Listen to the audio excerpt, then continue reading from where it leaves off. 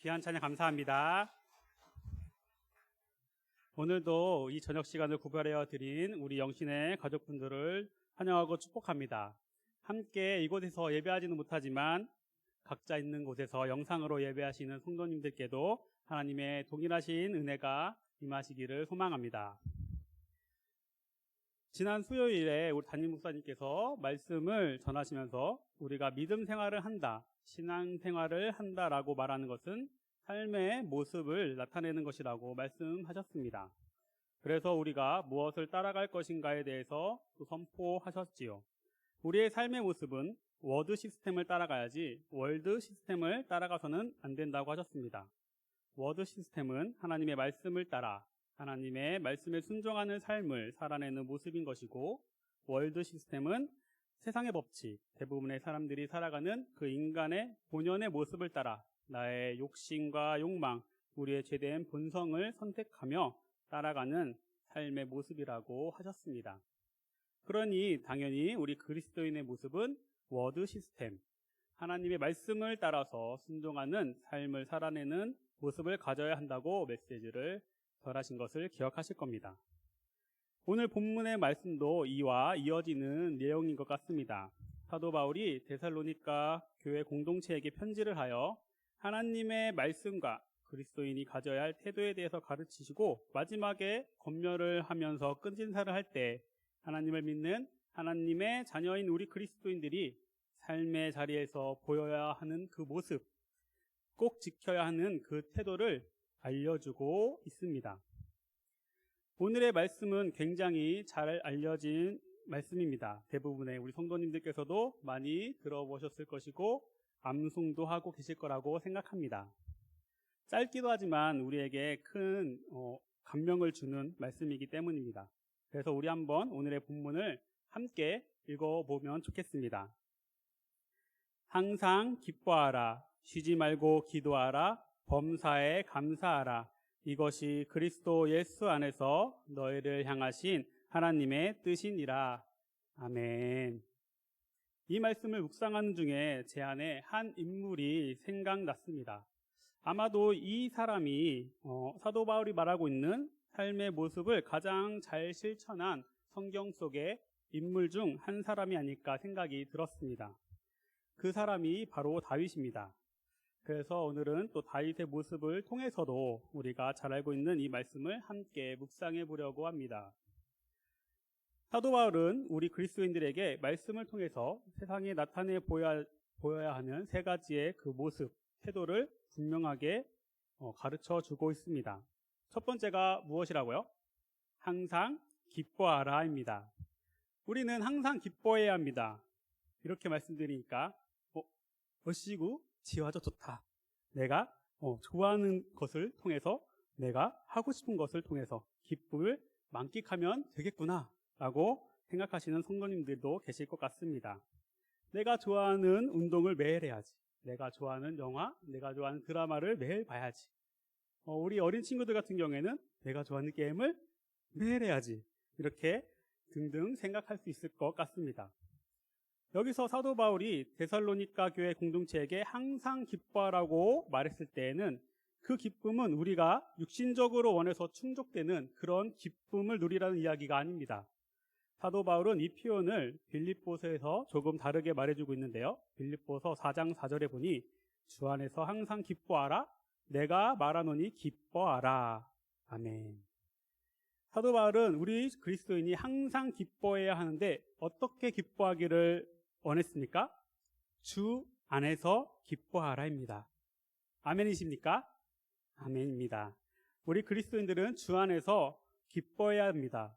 주님이 주시는 기쁨, 육신적인 만족의 그 기쁨이 아닌 주님이 주시는 영원한 기쁨을 매일 누리며 살 수 있어야 합니다.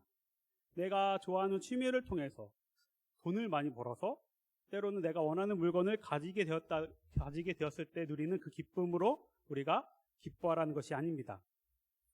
그리스도인들은 주님 안에서 주님 때문에 항상 기쁨의 삶을 살 수 있어야 합니다. 다윗을 생각해보면 그런 사람이었던 것 같습니다. 다윗은 시편 150편 중에 절반 가까이 되는 73편의 시를 지었다고 알려져 있습니다. 이렇게 많은 시들 가운데서는 하나님께 감사하는 시, 하나님의 도움을 구하는 시, 때로는 하나님께 원망하는 시도 있지만 대부분의 많은 시들은 하나님을 찬양하며 하나님께 기뻐하는 그 찬송시를 지었다는 것을 알 수 있습니다. 그 대표적인 그 시편이 시편 23편이 될 수 있는데요. 시편 23편도 우리 성도님들께서 너무나 잘 알고 계시는 말씀이죠. 제가 한번 읽어보도록 하겠습니다. 여호와는 나의 목자시니 내게 부족함이 없으리로다. 그가 나를 푸른 풀밭에 누이시며 쉴만한 물가로 인도하시는도다. 내 영혼을 소생시키시고 자기 이름을 위하여 의의 길로 인도하시는도다. 내가 사망의 음침한 골짜기로 다닐지라도 해를 두려워하지 않을 것은 주께서 나와 함께 하심이라. 주의 지팡이와 막대기가 나를 안위하시나이다.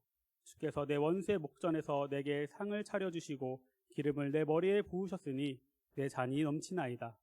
내 평생의 선하심과 인자하심이 반드시 나를 따르리니 내가 여호와의 집에 영원히 살리로다. 아멘. 다윗은 하나님을 온전히 믿고 사랑하는 사람이었습니다. 항상 하나님을 묵상하며 하나님과 동행하던 사람이었습니다. 그렇기 때문에 다윗은 하나님이 자신에게 베풀어 주신 그 모든 은혜, 순간순간마다 임하였던 그 은혜를 놓치지 않고 깨달아 알 수 있었던 것입니다. 그런 하나님으로 인해서 항상 기쁨의 찬송을 다윗은 올려드리는 삶을 살 수 있었던 것입니다. 우리도 마찬가지죠. 다윗과 같이 하나님께서는 우리들에게 매일 매 순간마다 은혜를 베풀어 주고 계십니다. 그것을 깨닫지 못하고 놓치고 지나가는 것은 우리가 하나님과 영적으로 멀어져 있거나 하나님께 집중하지 않고 있기 때문입니다. 하나님께 집중하며 하나님과 동행하고 포도나무 가지처럼 딱 달라붙어 있는 사람은 하나님께서 나에게 하시는 말씀, 하나님의 손길, 하나님의 인도하심을 그때마다 깨닫고 받아 누릴 수 있게 될 것입니다.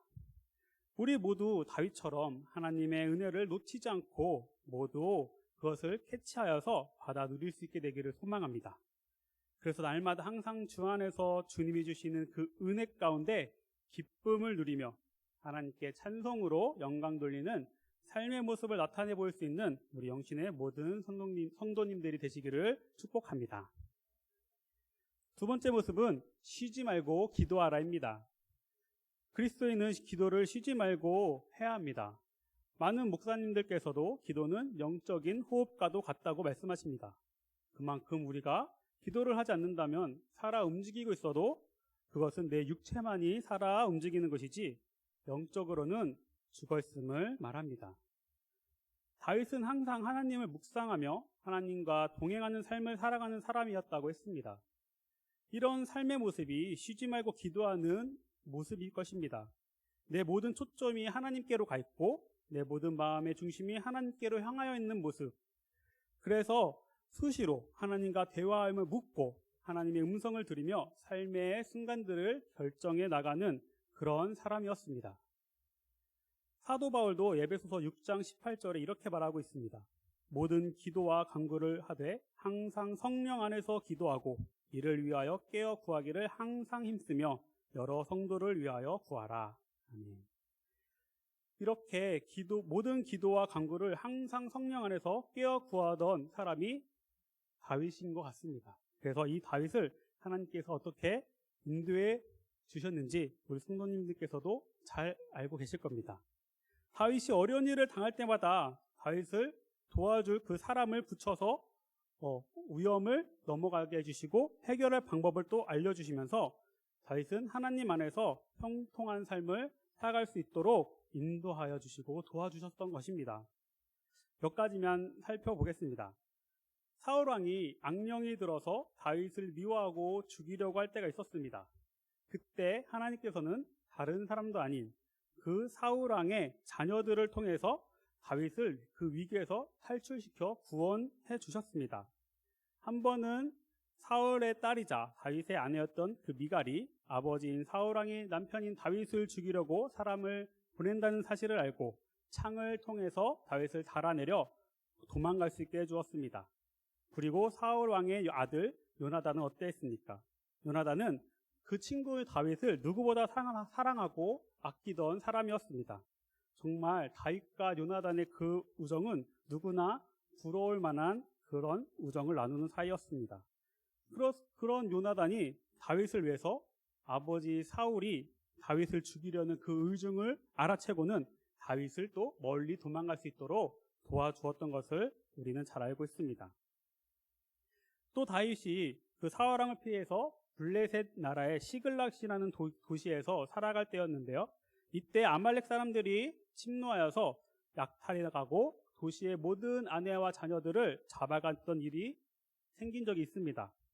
그 위중하고 다급한 때에도 다윗은 먼저 하나님께 기도하며 나아가는 모습을 보였습니다.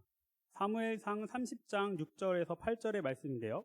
백성들이 자녀들 때문에 마음이 슬퍼서 다윗을 돌로 치자 하니 다윗이 크게 다급하였으나 그의 하나님 여호와를 힘입고 용기를 얻었더라. 다윗이 아히멜렉의 아들 제사장 아비아달에게 이르되 원하건대 에봇을 내게로 가져와라.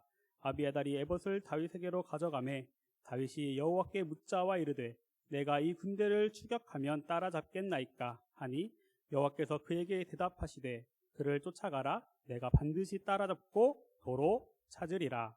아멘. 다윗은 하나님께 기도하고 받은 그 확답을 가지고 담대하게 나아갔고 결국에는 그 아말렉 사람들을 따라잡아서 빼앗겼던 그 재물들과 아내와 자녀들을 모두 되찾아올 수 있게 되었습니다. 이런 일뿐만 아니라 항상 하나님을 묵상하며 하나님과 동행하는 삶을 살았던 그 다윗, 쉬지 않고 기도하는 삶의 모습을 가지고 있던 이 다윗이 하나님께로부터 구원받고 도움받아 병통하게 되는 일은 성경에 많이 기록되어 있는 것을 알 수 있습니다. 예수님께서도 누가복음에 우리에게 이렇게 말씀하셨습니다. 18장 1절의 말씀인데요. 예수님께서 그들에게 항상 기도하고 낙심하지 말아야 할 것을 비유로 말씀하여. 예수님께서도 우리들이 항상 기도하기를 원하셨습니다. 그리고 낙심하지 말 것도 말씀하셨습니다.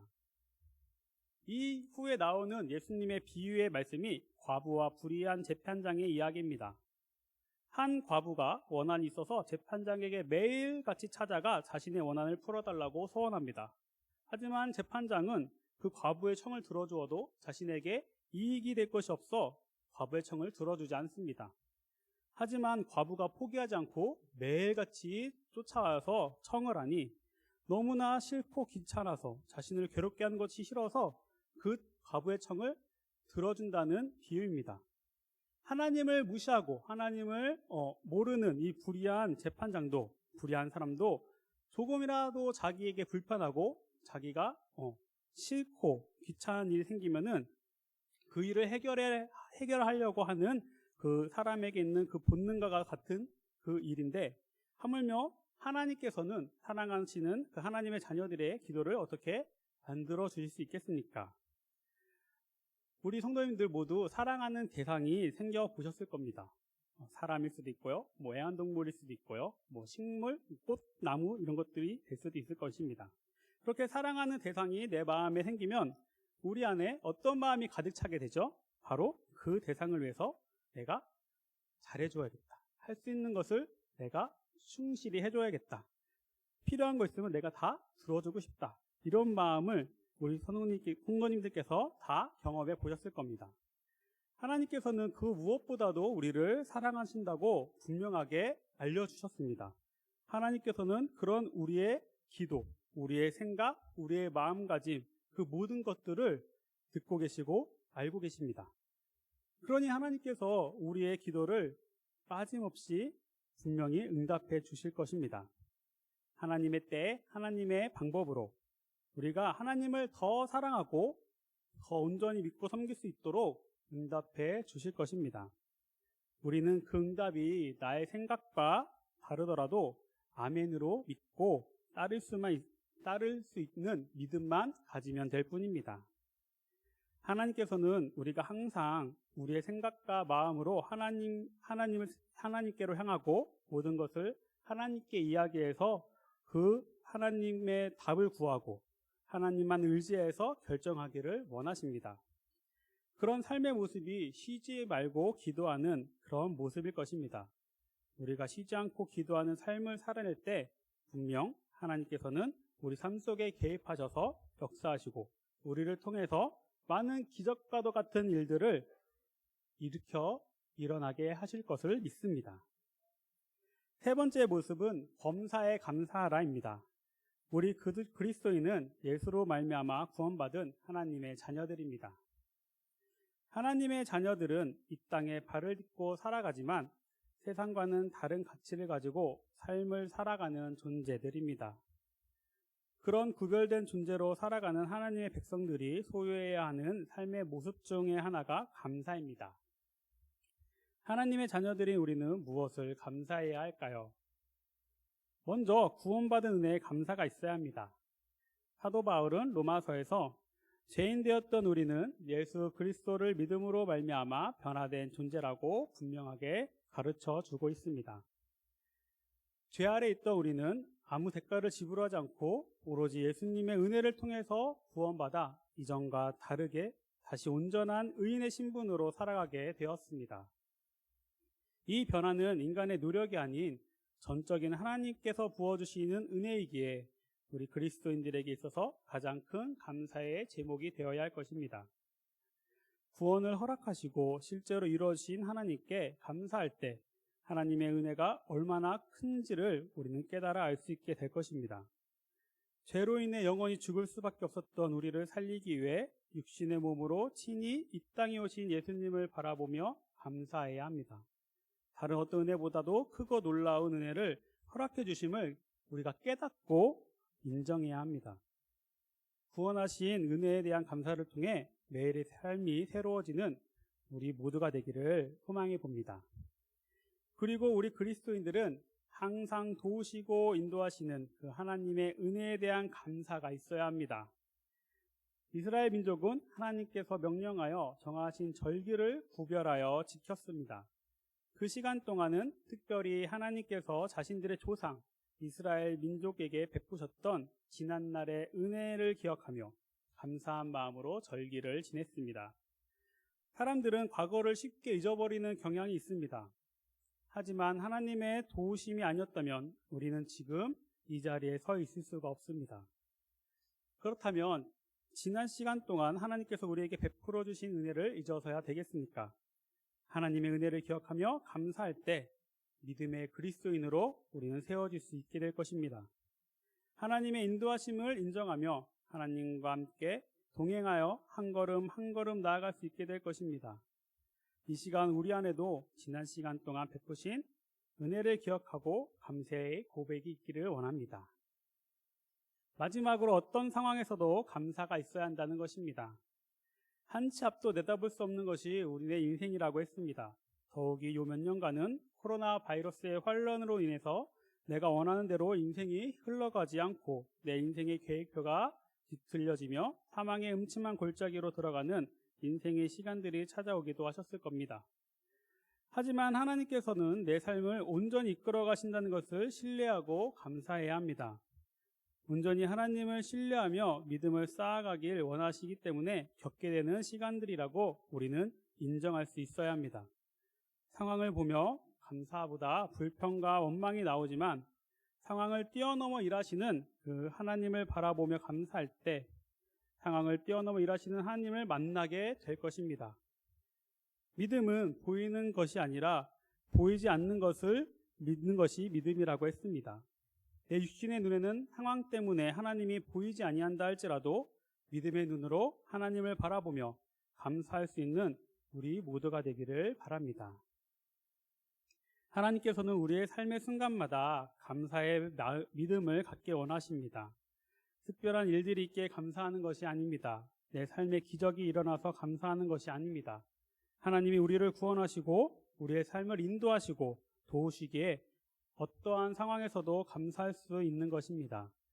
이런 감사의 믿음이 우리 영신의 성도님들께도 모두 흘러넘쳐서 하나님의 아름다운 이야기가 이웃들에게 전해지기를 바랍니다.